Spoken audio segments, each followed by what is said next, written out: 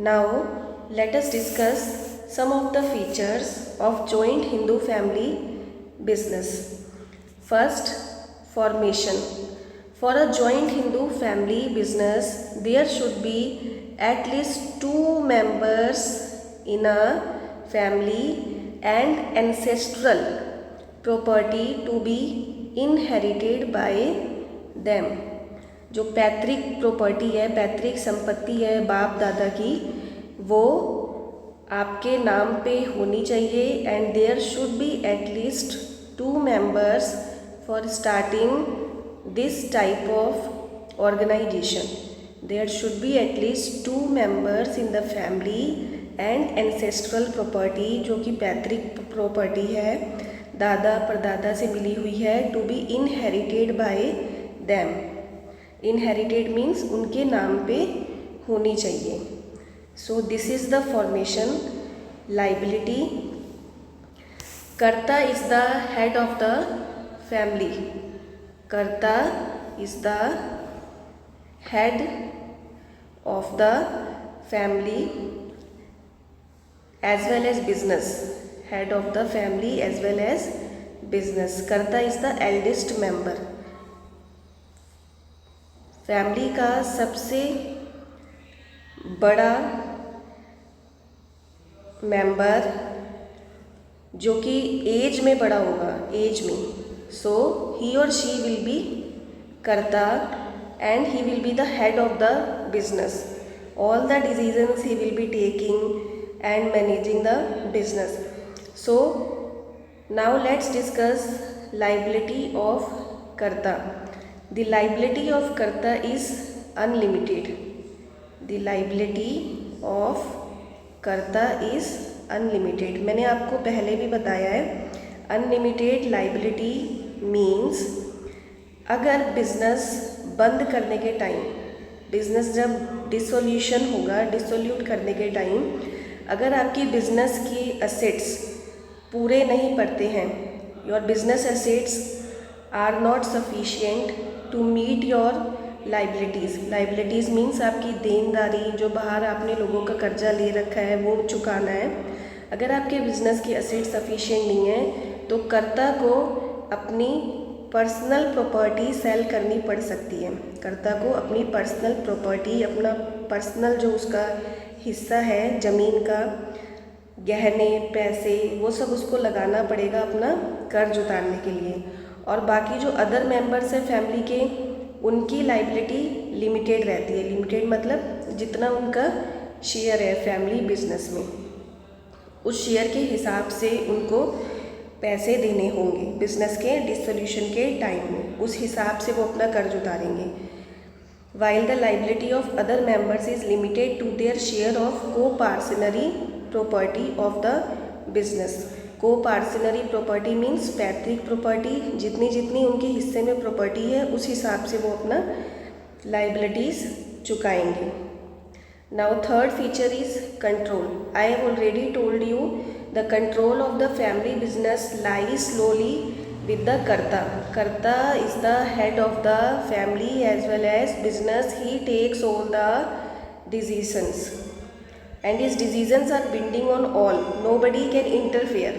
Nobody can interfere in his work. He takes all the decisions. सारे मुख्य फैसले business से रिलेटेड वही लेगा. and is authorized to manage the business. And he is also managing the business. Now, fourth point is continuity. Karta is the eldest member, so he is the head of the business. If due to some reasons, अगर कर्ता किसी कारणवश he is ill, अगर कर्ता ill है, और even after his death of the कर्ता, जो नेक्स्ट एल्डेस्ट मेंबर होता है, नेक्स्ट एल्डेस्ट मेंबर, कर्ता से बड़ा जो फैमिली में मेंबर है, takes up the position of the karta, leaving the business stable. Business यहाँ पे स्टेबल रहेगा बिकॉज किसी कारणवश अगर कर्ता बिजनेस को हैंडल नहीं कर पा रहा डेथ की वजह से, और वी कैन से अपनी इलनेस की वजह से। So the next eldest member takes up the position of the karta and और बिजनेस जहाँ का तहाँ अपना स्टेबल रहता है। Fifth, minor member. Minors means below 18। Minors can also be members of the business as the basis of membership in the business is birth। आप जन्म के साथ ही इस बिजनेस का, उस पैतृक प्रॉपर्टी का हिस्सा बन जाते हैं अपने जन्म के साथ ही। So you have membership by birth, you have membership by birth in this type of business.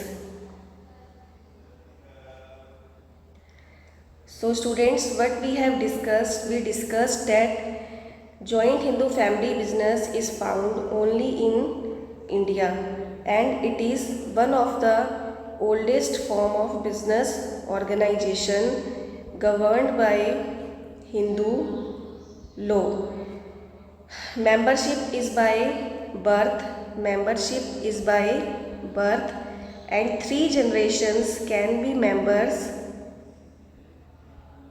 in the business. 3 successive generations can be members in the business. Features we studied that there should be at least 2 members to continue this business and property should be inherited by them, पैतृक property. Liability, कर्ता की liability unlimited रहेगी। अगर business के assets पूरे नहीं पड़ते हैं तो उसे अपनी पर्सनल प्रॉपर्टी भी चुकानी पड़ेगी।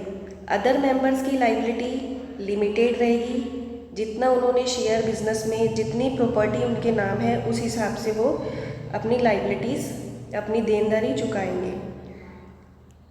बिजनेस के सारे मुख्य फैसले कर्ता लेता है। The control of the family business lies with the कर्ता।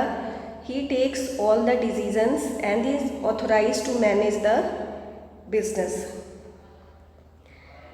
कंटिन्यूटी पे कोई फ़र्क नहीं पड़ता है, बिकॉज अगर किसी कारणवश कर्ता बिजनेस नहीं मैनेज कर पा रहा अपनी बीमारी की वजह से या डेथ की वजह से किसी कारणवश, तो जो नेक्स्ट एल्डेस्ट मेंबर होता है, जो नेक्स्ट एल्डेस्ट मेंबर होगा, बड़ा घर का सदस्य होगा, वो उसकी पोजीशन ले लेगा।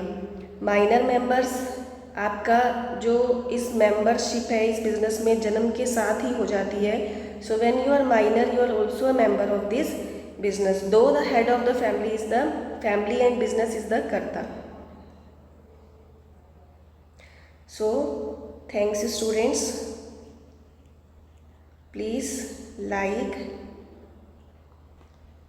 Subscribe and share the video.